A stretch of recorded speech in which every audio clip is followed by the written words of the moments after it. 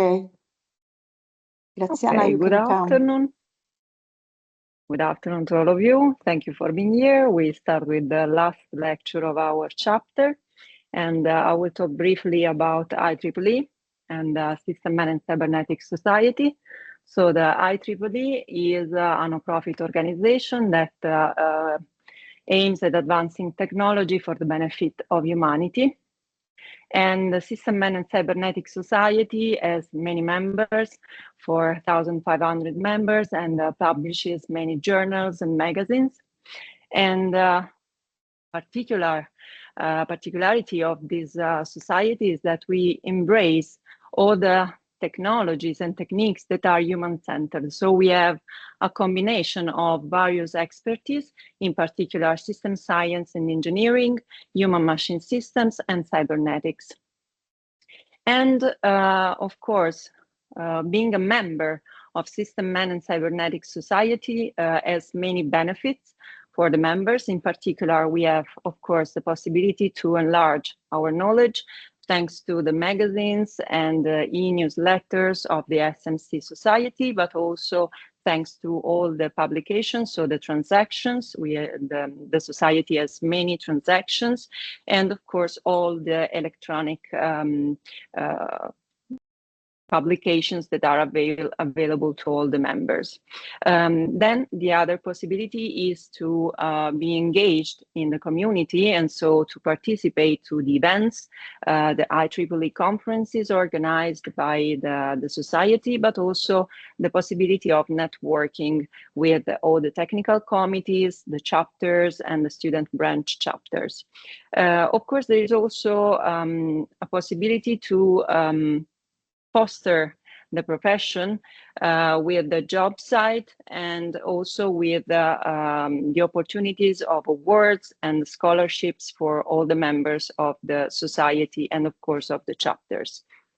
Then what else we can say? That of course being a member of IEEE has a cost, but this cost is of course not so high for the students. So the IEEE and also the various society are really, it's really important for the society for having new members and especially young members, so students. So the fees for being a member are not really high.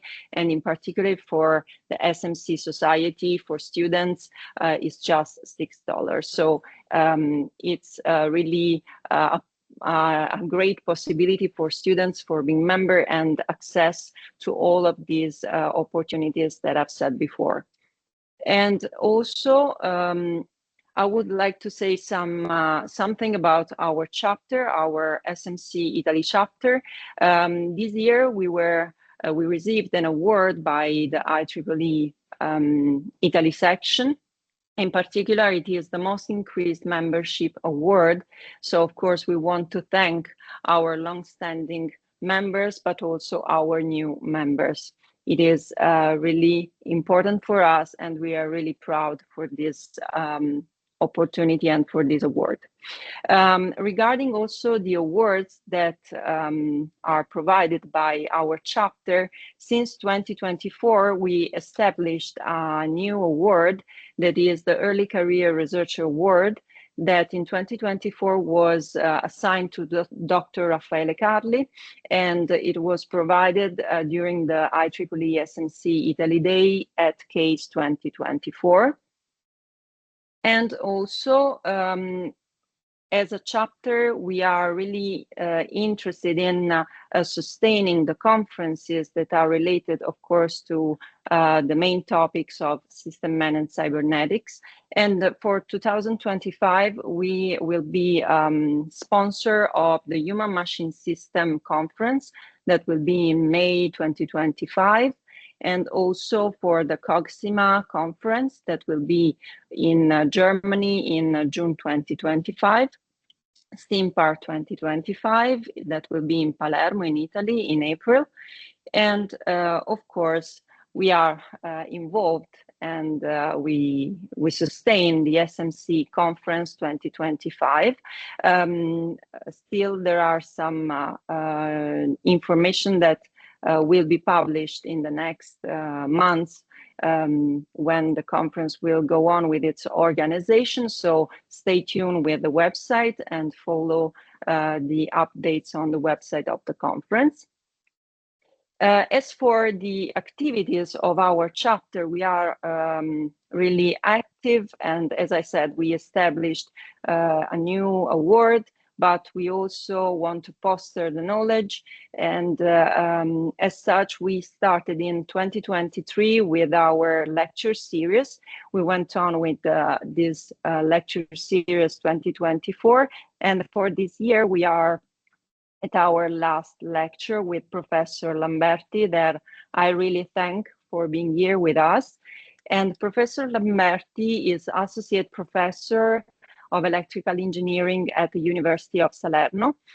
She is also the Vice Dean of the Interdepartmental Center Nanomates, and she led a lot of projects, also European projects, so she's really active in the community. She also authored over 140 scientific papers, and she is currently the chair of the IEEE Italy Women in Engineering Affinity Group and vice chair of the IEEE Nanotechnology Council Italy chapter. Today, Professor Lamberti will provide us with their talk about nanotechnology from sensors to systems. So, Professor Lamberti, the floor is yours. Thanks a lot. Thanks to involve me in this very interesting series of lectures. I will try to do my best to simplify the topics. It is based principally on material science and application in electrical, but I will try to explain you the usefulness that inside the control system sector nanotechnology can offer. This is why I used the name from sensor to systems to transfer what happens at material level into an application that can be profitable used inside your community. So let me start to share the presentation.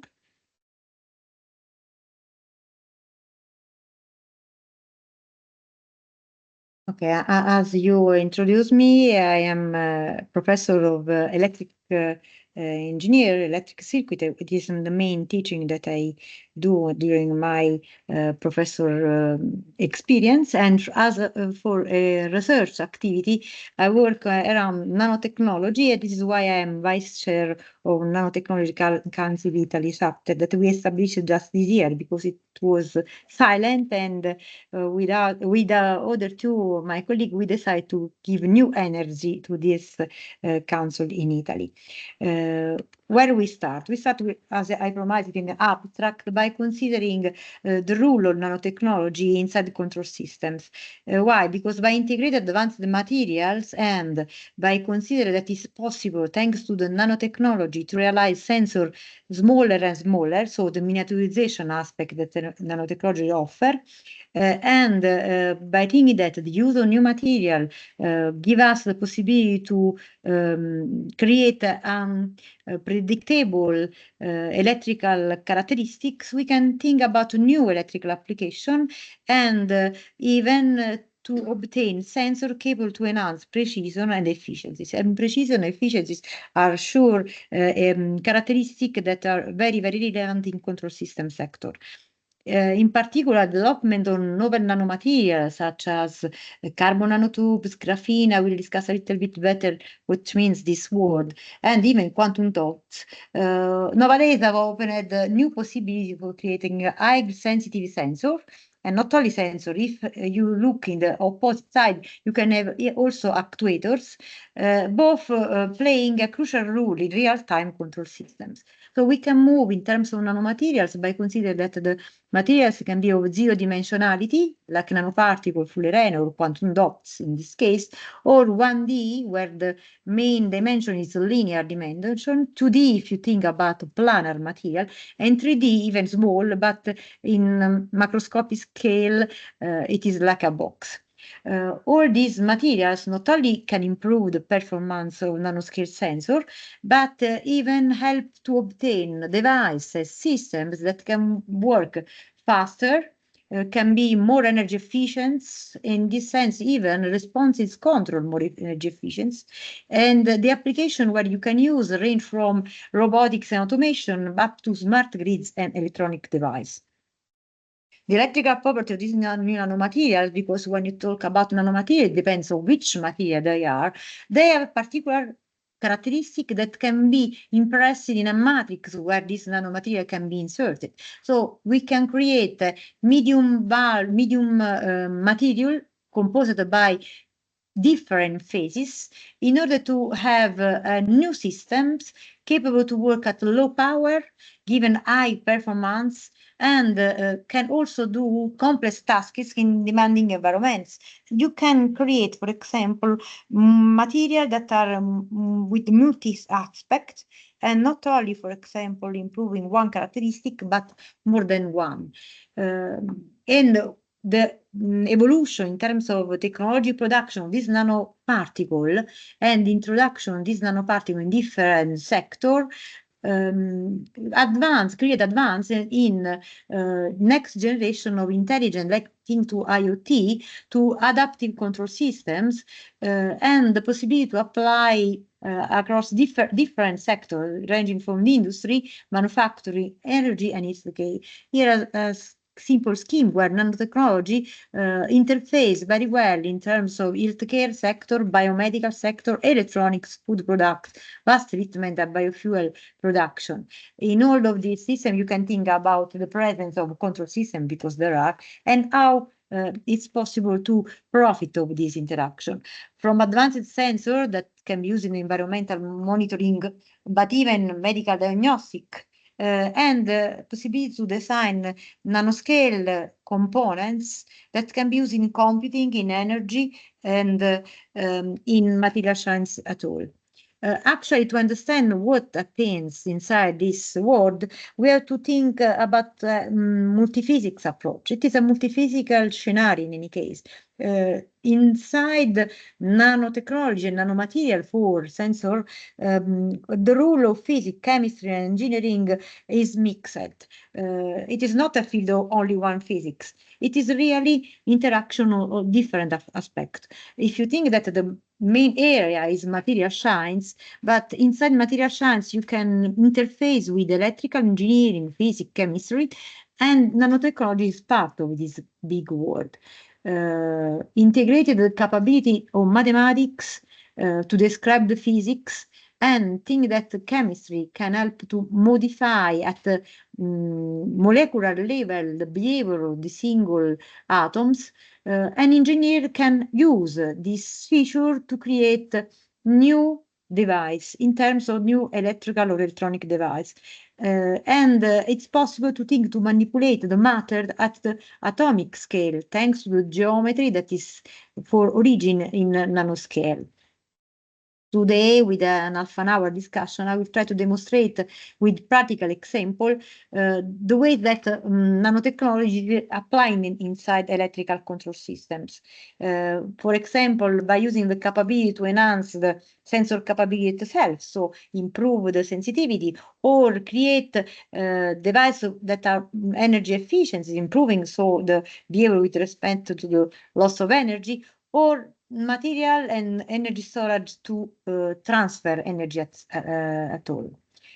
To understand, we have to clarify some terms. Sorry if I will be some trivial, but I was not well clear the floor in terms of audience, so I decided to give just a little bit definition that can help us.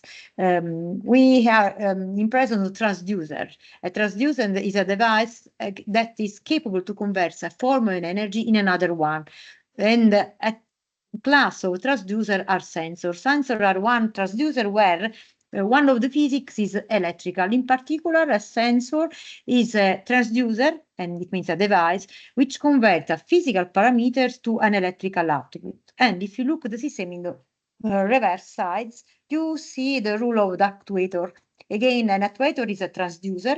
In this case, the device converts electrical engineering to a physical output, typical a mechanical one, but not only. So we have this big rule of transducer capable to put in connection two physics. And one of this when one of these physics is electric, we have sensor and actuator. And sensor, if you look about the possibility to interact with the environmental, is the sensor detects events that we want to check, change in the environmental, for example, and the information that is collected, if it is an intelligent sensor, is delivered to another electronic device. Thanks to the sensor, we can connect the input parts of a systems. We can monitor the change that we are in the field that you are analyzed. For example, the weather, the sea, the sky, and so on, what you are sensing some things. And the output of a sensor is electrical. Example are image sensor, motion sensor, chemical sensor. We can use this information in electrical way. We can, of course, we have to convert from analog to digital the quantity, and we can operate by means of processor, memory, to create information, and after this knowledge, know, for example, that it's time to activate something. So moving from the intelligent analysis of what the sensor relieve, the actuator help us to reback on the environmental. So with the actuator, we give to a component of a machine an information to moving. We can control the mechanism according with the sensor information. Again, the actuator create a connection with the real world, connect the output part of the system, and help to control the environmental or physical change. For example, the output is a movement in the case of a mechanical actuator. And the example of actuator can be electric motor, steppers, and hydraulic cylinder, for example. We are in a scheme where the transformation process give us continuous or discrete variables. The sensor can acquire this with an analogic to digital converter. We can send this to a computer controller that can argue on the one or more than one sensor information and give an instruction to actuate the decision according to the established rule. Again, we come back on the continuous and discrete parameters to go on the transformation process. Just to close on the actuator, that will not be part of our discussion, but just to give a closing remark on that, these are kind of type of actuator that we can have, starting from electric actuator, like DC servo motors, AC motors, steppers motors, but even some solenoids that change in magnetic unsquared hour communication. We can have hydraulic actuator, pneumatic actuator that use compressed air area or other to driving, for example, a force. If you think about a thermocouple, that is a classical sensor in terms of temperature relieving, these signals to be modified, processed, for example, in order to obtain the turn on of a motor fan because the temperature is too high or too low. And we can see this as look at the stimulus, that is the physical medium that we want to check, in this case the temperature. We have a sensing element, and the sensing element is, for example, a resistance in terms of thermocouple. To measure the temperature, we can measure the variation in resistance by means of a voltage and obtaining an information concerning if it is the case to turn on or turn off the driver according to the relieved voltage, that is a measurement of the relieved variation resistance due to a modification in the temperature. So we create in this way the chain of measurement that correspond to give AS as output information as a function of the stimulus, that is the temperature. The class of a sensor is divided in two types. Active sensor, that are sensors in which the output is an electrical output that is not necessary to have an external stimulus to obtain this result. So they are active in the sense that the energy is already inside. It means that an active sensor doesn't require an external voltage source to give the electrical output. Example of active sensor are solar cell, where the sun is converted in voltage thanks to the combination of electron hole pair inside the material, or piezoelectric material, where the force, so the mechanical, the piezo, it means for mechanical force, produce at the opposite side of the material itself an accumulation of charge, given the voltage that you can use as a source itself. If you measure difference in voltage, it means that you are measuring difference in force without energize the system. And the last example here report is a thermocouple. And a thermocouple is a system capable to measure temperature, variation in temperature without give energy, but simple by profit of the different characteristics in the material that compose two different lines in the thermocouple. So we have A and B metal wire of this similar kind. I would like to use the pointer. Okay, here it is. So we have two different material, lane A and lane B. Thanks to the different behavior of the energy level of these two materials, when the temperature go up here, there is a reference juncture cold, and at the opposite side of this metal, you can relieve a difference in voltage due to the difference in temperature reaction of material to the temperature. Even thermocouple doesn't require energizing system.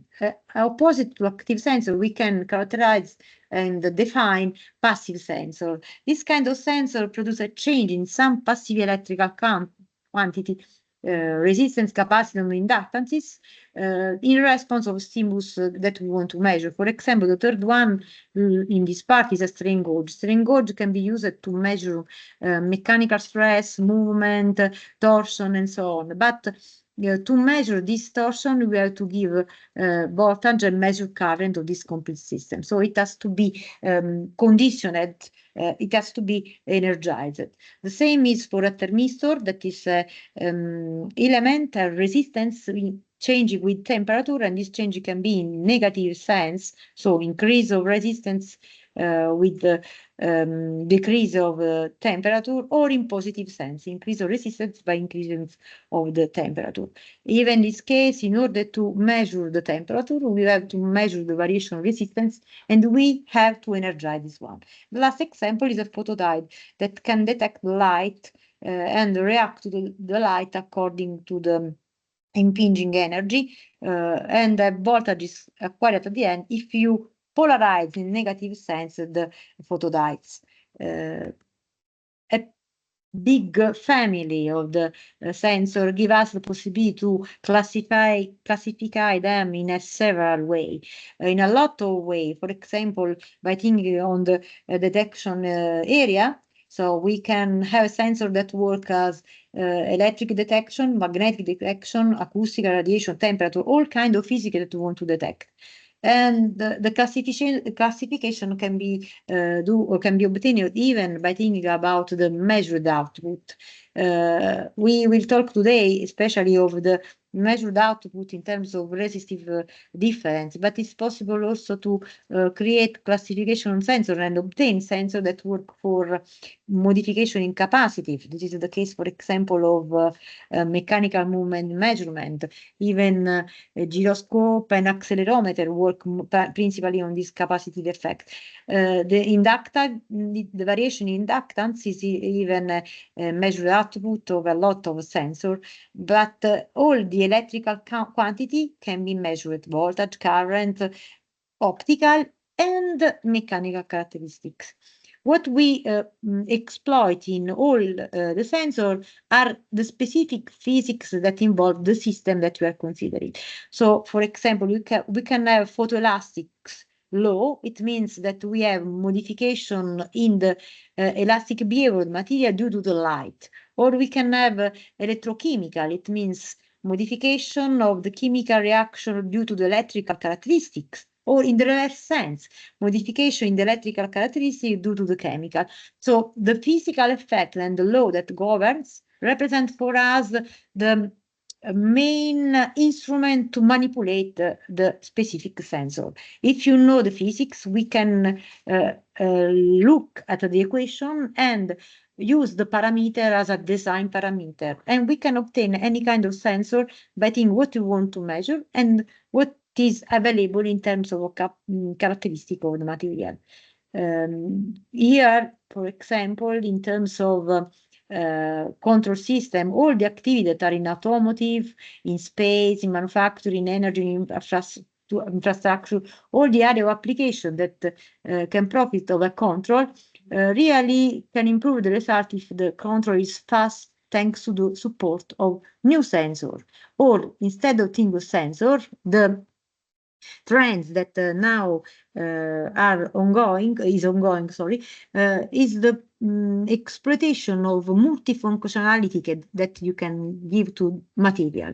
And in this sense, you can obtain a sensor directly from the structure that you want to check. Think, for example, that you want to check in maritime sense the healthy or the safety of the panel composing the external part of the ship.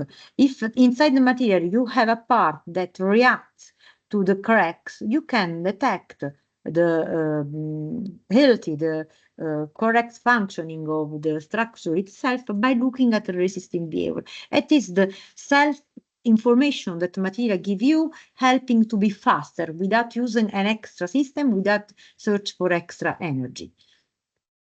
The main rule that we can see inside the basic, very basic equation governing the basic device like a resistor can help us to understand the sensor, the sense of a sensor. For example, think about a resistor. So a resistor, in the case of a cylindrical shape with a S as an area, L as a length, is a quantity that is directly proportional to the resistivity. But resistivity depends on the material.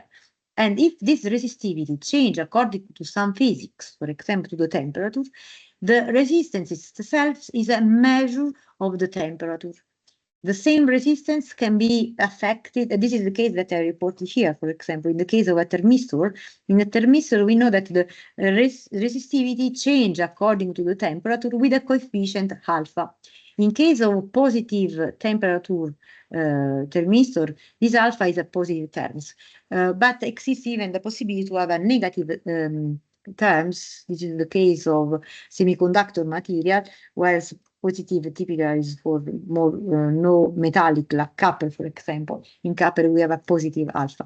But what I want to explain is that if we know the physics, we can manipulate. And if the resistivity change, for example, according to a gas inclusion, or change according to the geometrical modification of the material itself, it means that you can change the organization of material giving to a different resistivity. This is just thinking about the material, but if you think about the remaining parameter, length and section, you can well understand even the rule of piezoresistive material. It means that if I stretch, it means that I create longer, or if I push and create shorter resistor, I have the possibility to change resistance by modifying L. So the variation in the resistance becomes a possibility, has the possibility to measure a force. This is true for any kind of material. And even if you think about capacitance, you can have some of similar. In this sense, you can profit of the characteristic of the electric permittivity to modify according to a specific physics. For example, humidity. Humidity affects sure the permittivity, and it means that if you measure change in capacitance, you can measure change in humidity.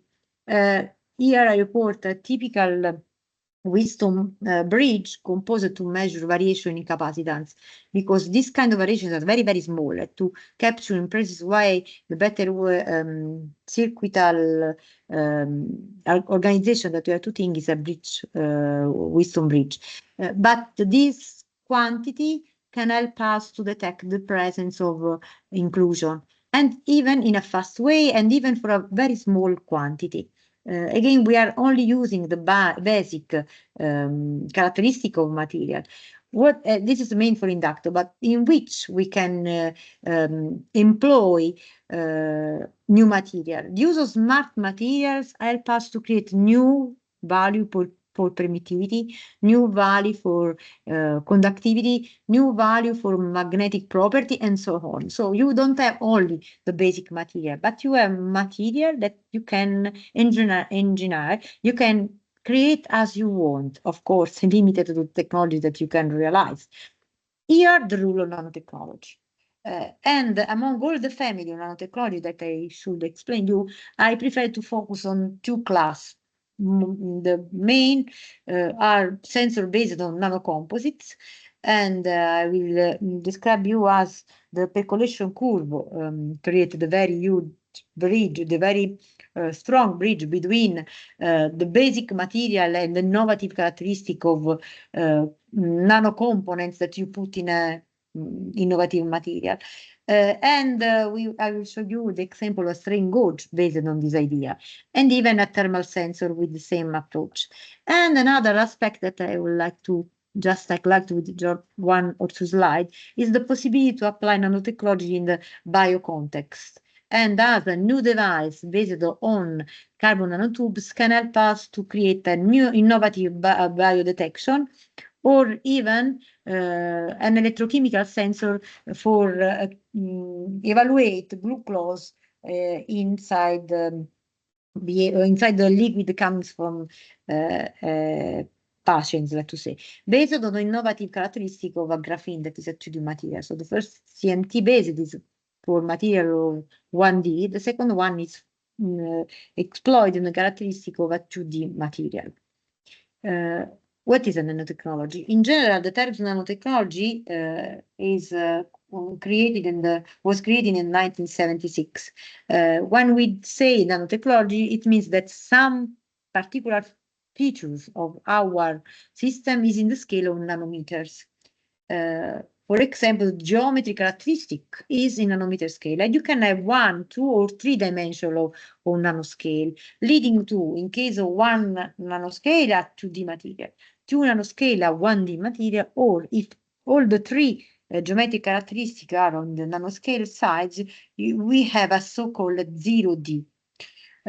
The nanotechnology create a sort of meeting point between quantum physics, supramolecular chemistry, and molecular biology if you apply in nanobioscience. In general, it is interaction at a scale that is of the dimension of the molecular itself. And the nanoscience is a science that operate at nanometer size in order to employ in a new way and apply in a specific field. To better explain this idea, let me show you some example of molecular components. On the left, there is a class of carbon-based material. These are allotropic forms of graphene, of carbons. All of these circular sphere represent atoms of carbonium. So all these material are simple carbonium. But we go from the diamond, where the organization, the structure, the carbon leads to a very strong structure, transparent in optical way. That is the diamond. If this material is organized in only one layer, you have the so-called graphene. If this graphene is thinked as rolled up, you can have a nanotubes that is a cylindrical shape. This is a schematic representation of a single wall carbon nanotubes. It is obtained as an idea with a roll up of a graphene sheet. And with respect to the orientation of these cylindrical forms, you can obtain from a graphene that is conductor a material that can be semiconductor, metallic one, or even insulator. It depends on how the roll-up, in which direction the roll-up happens. As you can see, if starting only from the carbon, we can have different shape in terms of geometry and different characteristics in terms of electrical behavior. Of course, not only the electrical behavior change, even the mechanical one, magnetic and so on. But now we are discussing about the electrical one. And the scale in this case is very graphene. Sometimes we can find in literature graphene even if it is not only single layer. Graphene sometimes is called even 2-layer, 3-layer. To be honest, the correct name in this case is 2D material related to graphene, but not graphene. Graphene is a single layer.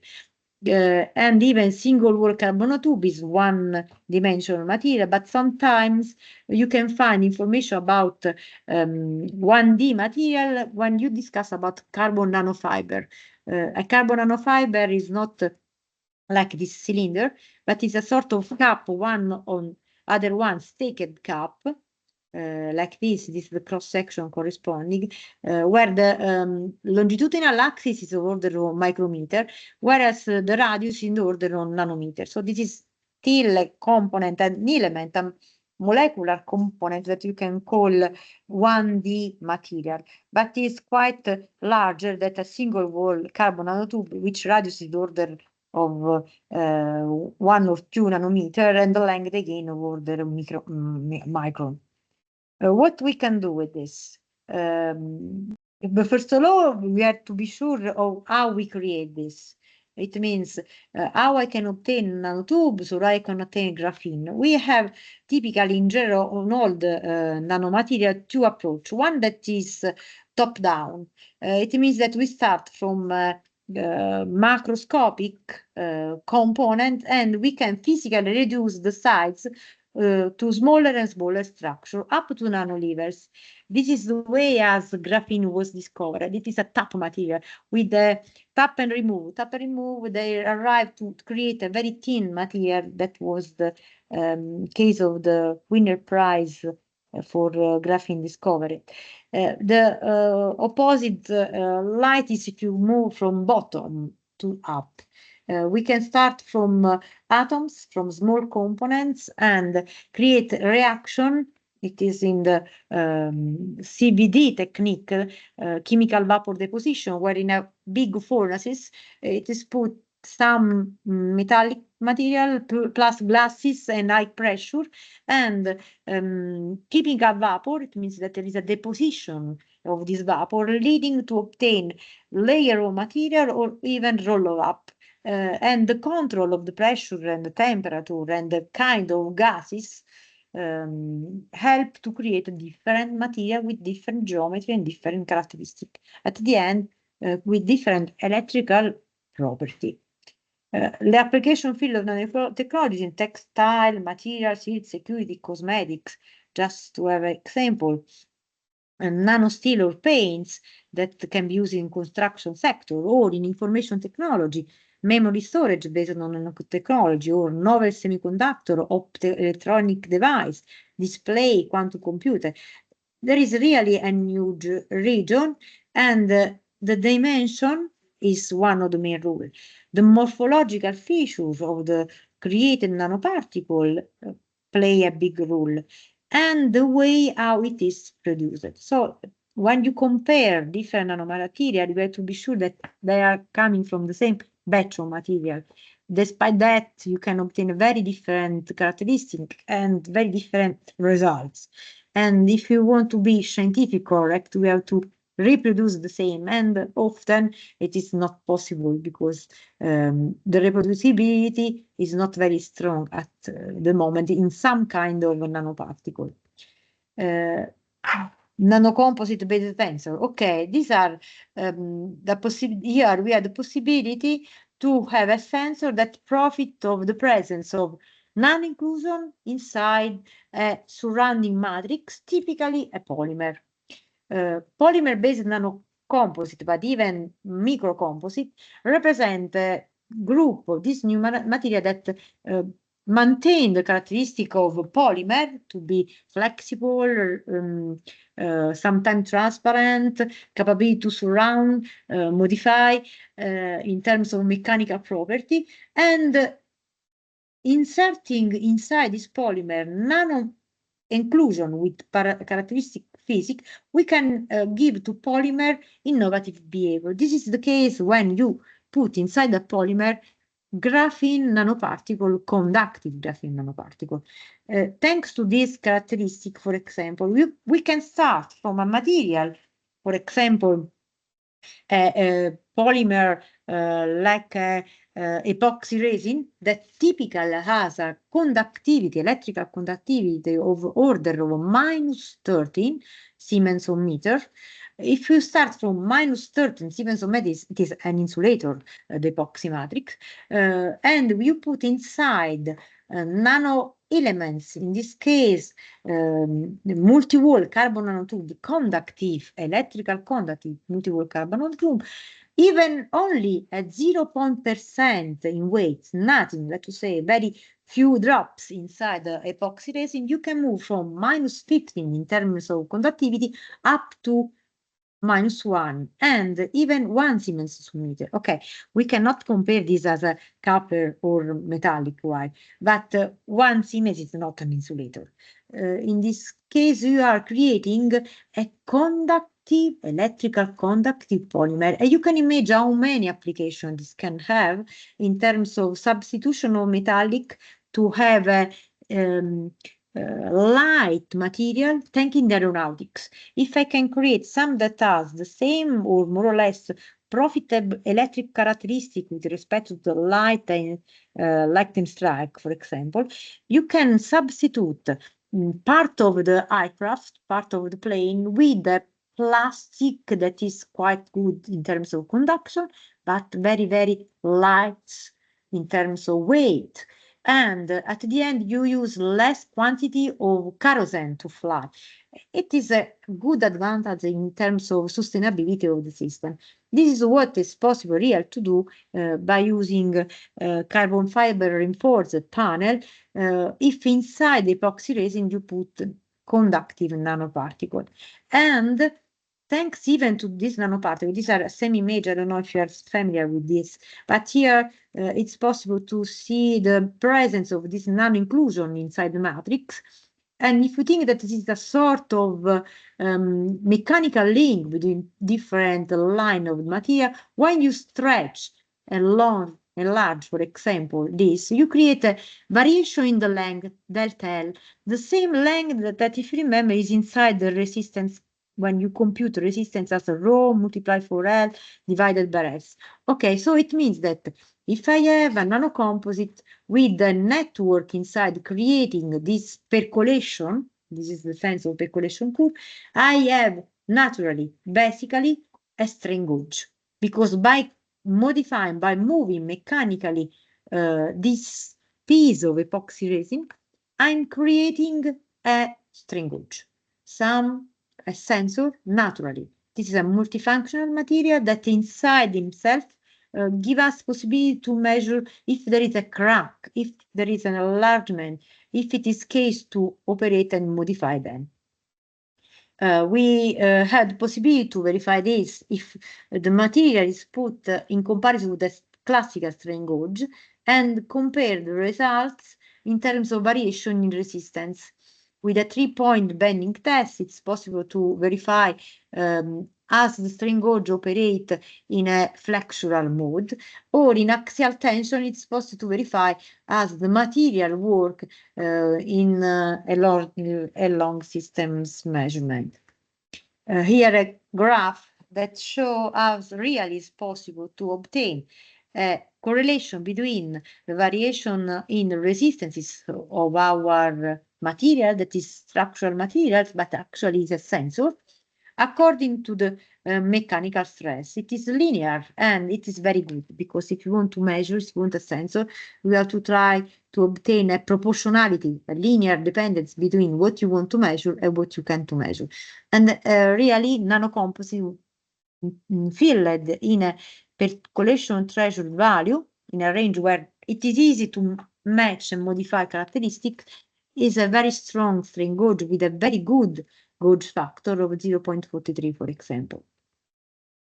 In this picture, you can see several applications of this idea. Strain gauge for sensor that are obtained, for example, by means of gold nanowire and silver nanowire that can have characteristics based on piezocapacitive strain device, or piezoelectric device based on array of nanofiber of different material.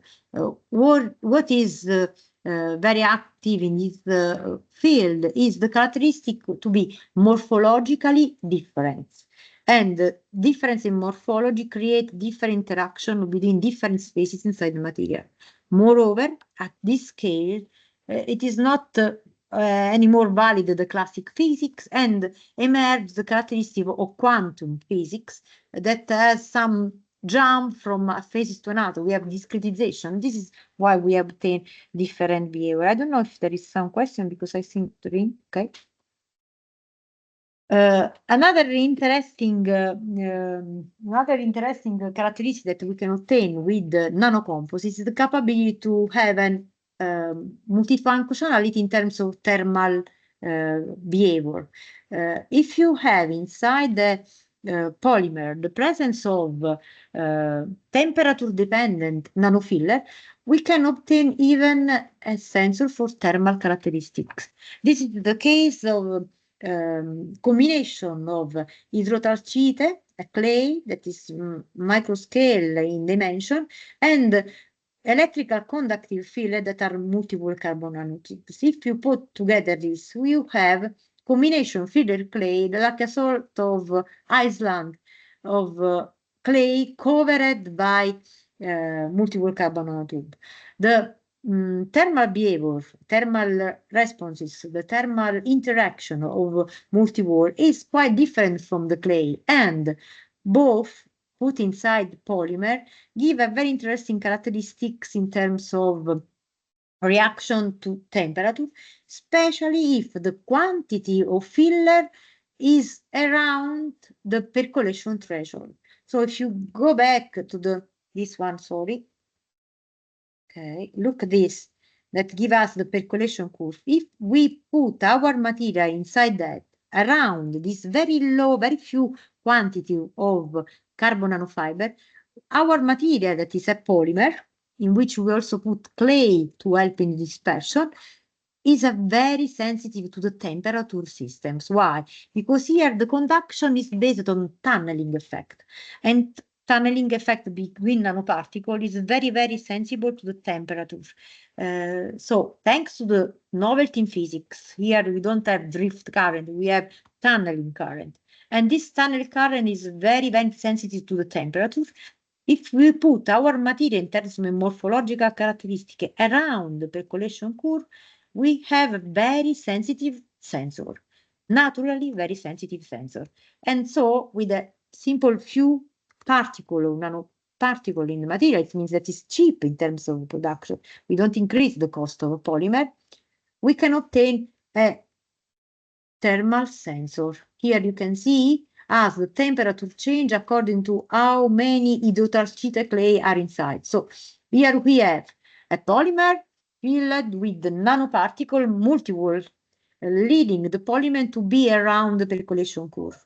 With this polymer, by putting inside extra particle hydrotalcite, it's very cheap and helping the distribution of material, you can have variation in sensitivity with respect to the temperature. And you can detect variation in temperature by measuring variation in resistance due to the variation in the physical behavior of the network. So it is I can understand that in terms of multiphysics is a complication that is not easy. I agree with Giuseppe Danilo that say that sometimes I discuss also very hard things, but they work. This is what is important. They work and they can be profitable used in the right sense. For example, in healthcare device, smart material used inside clothes help open the space for wearable healthcare device. Here you can see on the left on A, scheme of a temperature sensor and the image that you can obtain to map temperature. We can generate, for example, a measurement of the temperature by measuring resistivity in this D component. This is a film of polymer with graphite filler inside, not graphene. Graphite is several layers of graphene, but is still 2D material if the number of the layer is up to 10. And the dependence of the temperature is very straightforward. It means that here it is very sensitive. The derivative is very high. So you can measure very small variation in temperature, because even less than 1 degree of temperature creates several order of difference in resistivity. So it is itself inside the material capability to measure the temperature. So the world of wearable healthcare device is very huge, but let me move far from this, because what I want to show you are specific application in control. In which kind?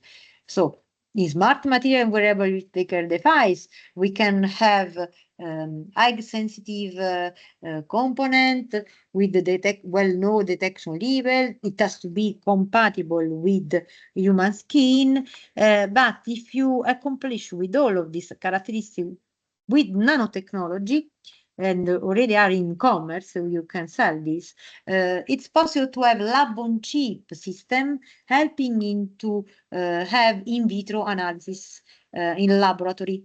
Or you can have in vivo analysis by considering the patch on a body of a wearable bioelectronic systems. Even if you want to think about Internet of Things and interaction with neural stimulation, pulse oximeter, nanotechnology are going inside all of these specific characteristics. One nice, very nice, I saw the view that I want to describe even this, is the biodetection. And during the COVID phase, a lot of activity was, a lot of attention was given to this field, because with a thin film transistor in which you put carbon nanotubes inside, it's possible to obtain a very good biodetection. Why? Why carbon nanotubes? Why nanoparticle? Because it's possible to functionalize this. So you have carbonaceous phases. For example, think about this arrangement that is an interdigit array, and the idea to put between the electrodes, so this in gray represents the interdigit array of positive electrode and negative electrode.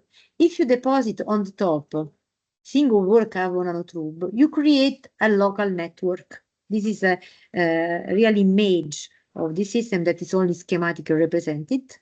And this is a TEM image, say, okay, between here I deposit a single wall carbon nanotube or multi-wall. In this case, there was a single wall nanotube of semiconductor nature to profit of the semiconductor behavior in this case. But on the external part of carbon nanotube, this is a representation of the carbon nanotube. On the external part, it's possible to operate with a functionalization. It means that you can attack in chemical sense a molecular capable to capture another molecular. So you can functionalize by chemical action and create a sort of capture phases, a basket that is compatible with a specific species. So you can capture what you want. If you chemical create the connection, it is a sort of encoding. If you know how streptadine work, you can put biotina on the carbon nanotubes, and you can measure how many streptadina is around. This is the characteristic of a sensor, protein-based specific, that profit of carbon nanotubes to detect. And what you see here is the output characteristic in triode region. Look, this different line, it means that it reacts in linear way. Good, linear is good, it means that it's a good measure. And the intensity is linked with the quantity of biotin that you have. It is a very good sensor. Even with a 2D material, you can create a sensor. This is the case of electrochemical sensor. This is a sensor that, sorry, this is in Italian, a sensor that can be printed on a plastic. It is graphitic quantity. It is possible to put in this center part graphene oxide that can be again functionalized to immobilize enzyme. If you work here, you can decide to measure DNA, nanomaterial, enzyme, antibody, and so on. We tried and we succeed and use this to measure glucose. Here you can see the reaction with different quantity of glucose, 1 millimole, 2 millimole, up to 3 millimole, and the intensity of measured current increase. And the dependence of current with respect to the quantity is linear good things. It means that we have a good sensor. Of course, this is a passive element. It has to be energized. It has to be transformed with a transduction mechanism and control it. But at the end, it's possible to create a data acquisition and processing system that transform the glucose that you have on the top in a voltage that you can measure. The application of this kind of sensor are a lot. Here you can see, for example, a switch-based wearable device with the aspect similar to those that I explained you. It is flexible, it can be printed, and even with a stamp, you can think about the possibility to put on as a tattoo systems and with a wearable device to measure characteristic feature in the people directly. Of course, you have to guarantee the health in terms of safety of the nanoparticle. That is another issue to analyze. Example nanosensor can be in smart grid, for example, because smart sensor can help for monitoring and feedback of information, for example, on smart grid. In fact, nanotechnology enables the development of highly sensitive sensor. And with the sensor, it's clear now that you can monitor electrical parameters like voltage, current, temperature, but even with high precision, because they are very sensitive if you design the right way. And this sensor can be integrated in the smart grid systems to help to obtain real-time feedback and control. Nanoscale sensor in this scenario can help to provide accurate data, and with this data we can adjust dynamically to changing demands our grids.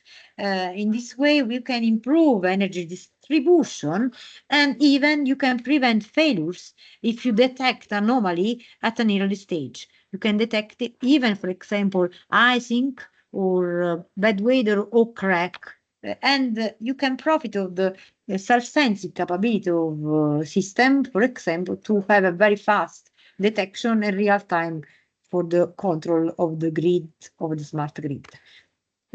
Of course, in the control system, power systems are relevant, particularly important for application in power electronics and energy efficient device can be nanoscale transistor and circuit that work at nanoscale. Here you can see this picture.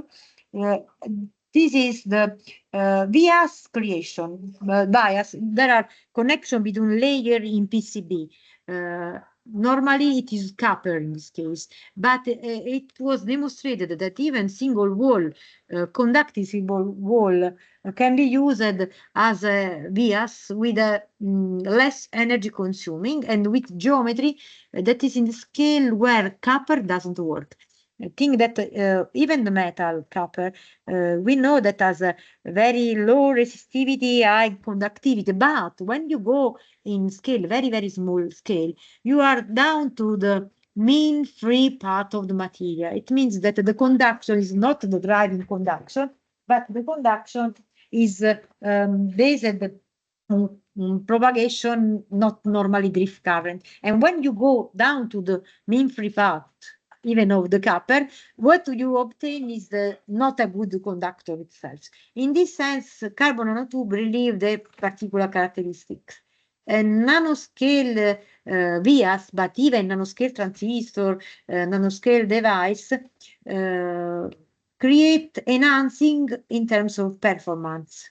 And they can be used in control system to improve energy efficiency because there is less consuming energy faster, better thermal conductivity, and in general, what we obtain is a power system that operates more efficiently and consumes less energy. So, nanotechnology, control system, even in power system and energy efficient system. Okay, in industrial automation, where I can think about the use of nanomaterial-based sensor.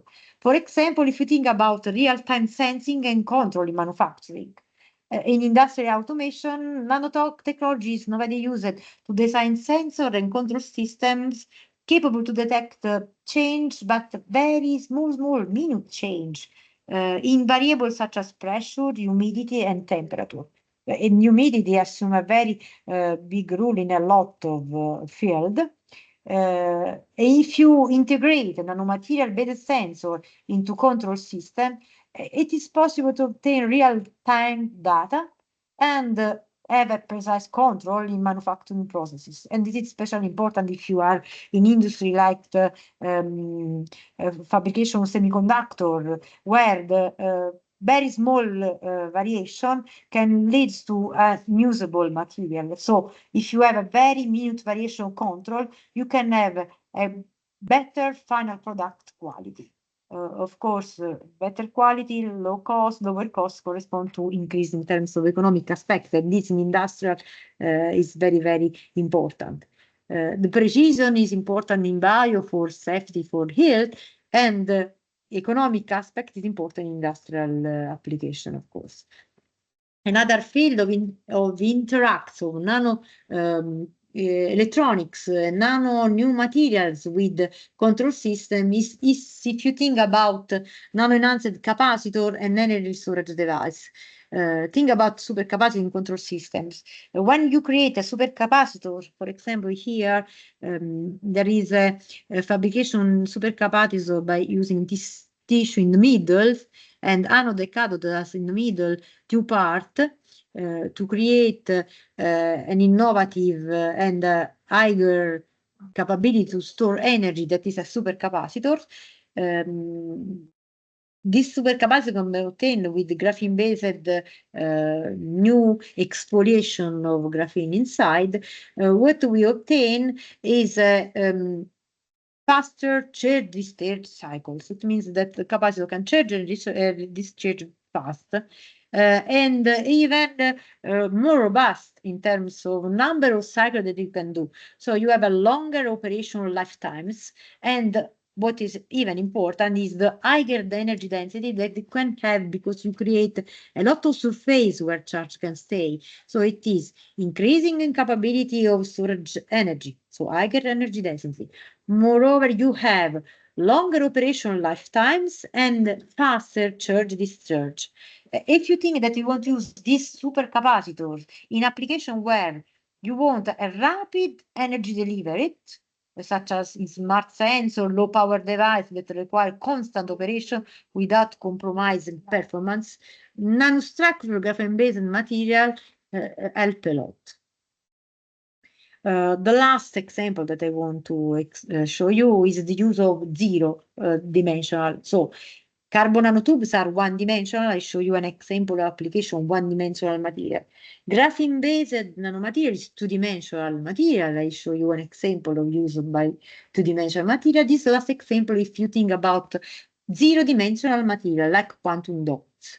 In particular, this application is quantum dot in photovoltaics and specifically solar energy. Quantum dots are nanometer-sized component, or the 210 in all the three dimensions. Thanks to these small size, quantum dots exhibit quantum confinement effect, and according to dimension 1, 2, 3, 4 nanometer for these quantum dots, what we have is different nanocomponent, nanomolecular element with size-dependent electrical and optical properties. So the color change according to dimension. Since the discovery of this quantum dot, that was in the 1980s century, less than 40 years ago, more or less, a lot of cadmium and non-cadmium based quantum dots have been synthesized and investigated. And good application of this quantum dot, thanks to this optical property of the quantum dot, are exactly inside solar cell. Quantum dot used in solar cell can be integrated in smart control systems. And when you excite the quantum dot, you have an emission, and this quantum dot can obtain it from top-down approach or from bottom-up approach, as I explained to you. If you put this inside solar cell system creation, it's possible to manage energy production, storage, and consumption efficiently, and even by leveraging the property of the quantum dot. We can tune the energy level of quantum dots, and this solar system with this application is very ideal for high efficiency photovoltaic cell, and for the integration into control systems can optimize energy flow, for example, in smart building and smart city. So just for a conclusion, what I try to describe you in this more or less for half an hour discussion, diverse ways as nanotechnology is being applied in electrical control system, and how nanotechnology characteristic feature enhancing sensor capability, improving energy efficiencies, and enabling advanced material for energy storage and deliverable. I try to describe that.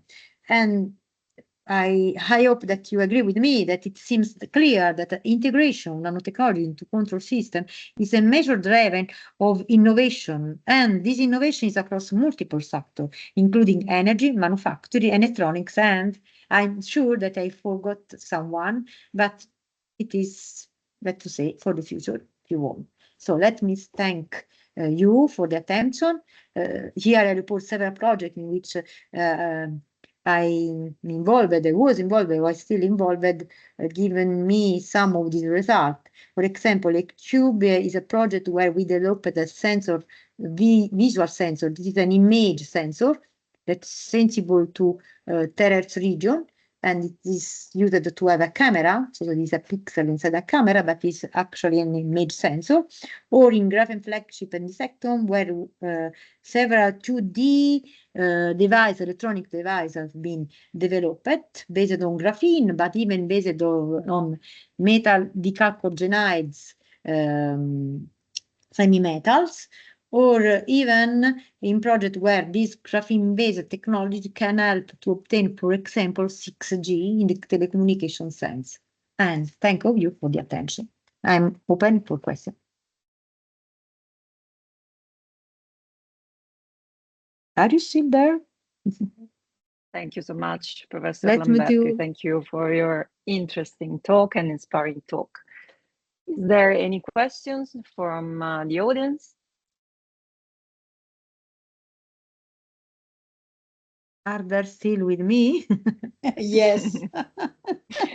In most of the case, they are just a little bit shy, let me say. I can start with one curiosity, let me say, and it is about the fact that in most of the case, such nanotechnologies, as you explained, are largely used in application where there is a direct contact between such sensors or devices and humans. So there is human technology or sensor interaction. And currently we speak a lot about society 5.0, so all these human-centered technologies, and also the criticality is related to cyber attacks to such systems, especially if they are connected, for example, to a control system. So there is a loop and there is a feedback. And so my curiosity regards the security of people when using such kind of devices, and if somehow they are conceived already safe regarding such kind of risk. So if there is a cyber attack, what is the behavior of such kind of sensors or technologies, if you have an insight on this? Okay, there are two kind of safety system to be considered here. The first one is the biological one. When you want to put in contact with a biological, it means my skin, new nanomaterial, I have to be sure that it is not toxicity. Okay, so the first step is in terms of toxicity. think that it's possible to be sure that it is not affecting in terms of toxicity. But moving on the cyber attack, if the system is active or passive, it changes. What I want to say, that this nanomaterial help with respect to cyber attack if you have a nano device that is coherently created according to yourself. It means that it is possible to use features and to create a nano system that is only linked to yourself. So it can be used for safety and for cyber security just in terms of unicity, like recognize that you are you, because it is connected to the body and depends on your parameters. This sensor, when I discuss on sensor, I think I talk about the sensor part of a sensor, okay? So the sensor part, the sensor is a systems. And in a sensor, you have electronic, microelectronic, and so on, but there is the sensing part. What I present today is the sensing part. And this sensing part can help even in cyber attack, because you can create a sensor in which the sensitivity part is connected to yourself. In this sense, cyber attack cannot interact, except if you know well yourself. Like when you use the fingerprinter, and the device can be created according to your finger, according to your breath, for example, heart, and so on. You can create according to that and have only for you. But if you are using a sense that electrical simulation, it is different. If I have an electrical simulator, and cyber attack can start to be even dangerous for me, because the sensor in thermal systems, not sensing part, can be very dangerous. It has to be taken care, especially when they create. This is in wellness in this moment, okay? Because in medical sector there is a strict rule, there are well clear mechanisms, so the level to accomplish in order to go in the market is very high. So there is safety in terms of body, in terms of cyber attack. But when you move in wellness, I think about the watch that you use, the glasses that you use, the control in terms of safety is not very strictly. And in this case, it has to be very serious, take into account the cyber attack. And still now, I think that no one has very clear how much can be dangerous this. So really, it is a very large topics that has to be investigated. I agree with you. Okay, so yeah, there is still path to make research and improve the system. Yes, absolutely. Thank you. Even because, Thank you so Graziana, take that you say nanotechnology, but nanotechnology is a lot of things. Of course. You can have a nano component that is an insulator, a conductor, a magnetic, only chemical, and so on. And when you discuss about the topics, we have to well clear in which physics you are moving. And in general, if you know the law, you can control, you can establish a barrier with respect to any kind of attack. But we are in a world where we are developing new things, so we don't know if we can model because we don't know the law. Patrizia, Imagine. there is a person from the audience that wants to... Yes. Hi, Professor. Zia here. As one of the question you describe in the slide, like healthcare application, like my question is how these nanotechnologies integrate with wearable technologies to enhance the performance of wearable devices. This is because you think that the clothes is not conductive. Basic clothes cannot be used as a sensor. But if you put a patch inside with the nanomaterial, you can create a clothes that is reactive, for example, to the temperature, reactive to the humidity. Or if you think about some more medical sense, electrocardiograms. Electric activity of the body is captured by electrode biopotential. This electrode can be realized with the nanoparticle on the surface, reducing artifact in measuring. So depends on the level where you want to put the nanotechnology. So you can create a new measurement, you can improve the already existing measurement, and you can have a very innovative idea if you think, for example, that your clothes react to the humidity and help you to inform, okay, it's the moment to drink some water. Or if think about positioning on the seat, okay? I can put inside the tissue the nanotubes, creating a network that automatically inside you have a strain sensor. This strain sensor can give information. Of course, you have a microcontroller somewhere because it has to be smarter. And send an information saying, okay, it's time to move because your back is not straight in line, or it has to move because you stay sit too long time. Why nanotechnology? Because it is sensible, because it is flexible, and it is possible to wash. Because one problem, if you use electric wire, you cannot wash. You destroy. So Okay, thank you so much. It is a specific characteristic that only nanomaterial can give you.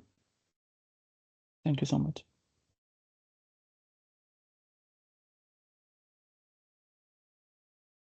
Any other question from the audience?